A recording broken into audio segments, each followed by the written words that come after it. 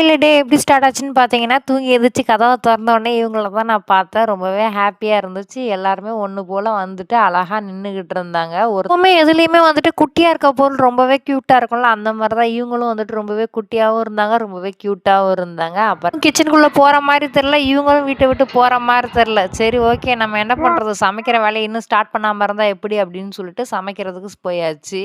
இப்படிலாம் பார்த்து பார்த்து ஆளுக்கு ஒரு ஒரு சமையல்னு சொல்லிட்டு சமைச்சா, அந்த பாத்திரமும் குமிஞ்சு போயிரும். நம்ம எங்கேருந்து வேலைக்கு போறது? என் பையன் இதில வந்துட்டு வீட்ல இருக்கீங்க வேலைக்கு போங்கன்னு சொல்லிக்கிட்டு இருக்கான். நான் என்ன பண்றது? அந்த பாத்திரமே குமிஞ்சு போயிருமே! சமைச்சா மட்டும் போதுமா? அந்த பாத்திரத்தையும் விலைக்கு போடணுமே! அப்படின்னு சொல்லிட்டு, அவன் சொல்றதையும் கேட்காம சமைச்சுக்கிட்டு இருக்கேன். காலையில சமையலுக்கு தேங்காய் சட்னியும், தோசையும். மதிய சமையலுக்கு பார்த்தீங்கன்னா, காரக்குழம்பு, பீன்ஸ் கேரட் பொரியலு, ஒயிட் ரைஸ் வடிச்சிருக்கேன். இதுக்கு நடுவுல வந்துட்டு என் பாப்பாக்கு 2மே பிடிக்கல. எனக்கு சத்து மாவு கஞ்சி தான் வேணும்னு சொல்லவும், அதையும் ப்ரிப்பேர் பண்ணி ஒரு வழியா 2 பேரையும் ஸ்கூலுக்கு அனுப்பிச்சுட்டு நாங்களும் சாப்பிட்டுட்டோம். நெக்ஸ்ட் ஒரு நல்ல வீடியோல பார்க்கலாம்.